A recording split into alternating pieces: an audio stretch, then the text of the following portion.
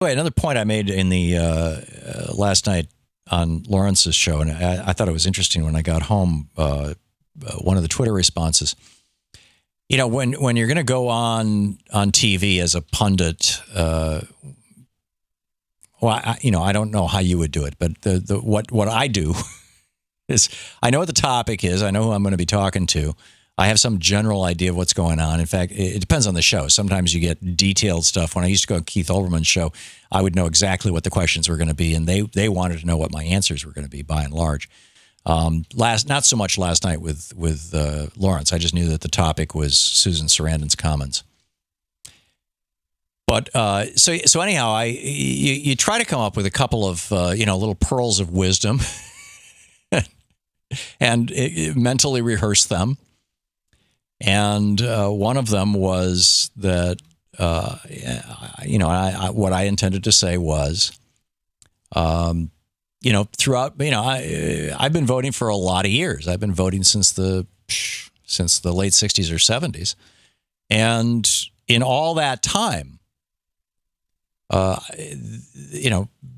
only been a couple of elections where I actually was voting for somebody instead of against the other person or the other party. And those were the first time that Barack Obama was elected in 2008. I was so enthusiastic about that vote. And Jimmy Carter's second election. When Jimmy Carter was first elected in 1988, 76, excuse me.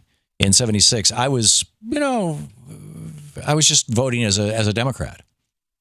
But when he ran for re-election in 1980, he had won the Nobel Peace Prize. He had brought Egypt and Israel together on this historic agreement, which is still holding to this day.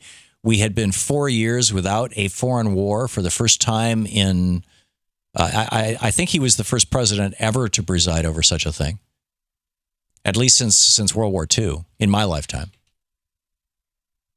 He had kicked off the energy, a major realignment and change in our energy policies. There was just a lot of good stuff that he had done as president, and so anyhow, I was going to say, there's only been twice that I've enthusiastically voted for somebody rather than voting against the other party, and that was Obama's first term and Jimmy Carter's second, which didn't happen. I mean, Reagan took his second term, but the second time I voted for Jimmy Carter. But that's a long explanation, and you rehearse these things in your head a few times, and then you get on camera and the light goes on, and all of a sudden, it's all that pressure, and you're on national television, and your brain just goes blank. And so I said, words to the effect of, it's been a while since I really voted for somebody I really was happy to vote for. I think the last time was Jimmy Carter in 1980. And I totally forgot to mention Obama. So I get home and I've got a bunch of tweets from people, accusing me of dissing the president, saying that I was voting not for him, but against the Republicans. It wasn't what I meant to say. So, A, I would say get over it, but B, just to set the record straight. And that's that. And the context of that, of course, was, if I'm voting for Bernie, I'm voting for a candidate that I'm really, really genuinely enthusiastic about. And, if I'm voting for Hillary as of this moment, given the issues and the way that the campaign has been run, I'm voting against the Republicans.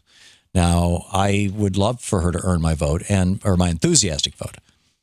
And I hope that that's what happens, if she's the nominee. But, we'll see. We'll see where all this goes. To watch more clips from our programs, hit the Watch More Videos button over here. And please be sure to hit the handy-dandy subscribe button so you'll always be up to date. Tag, you're it.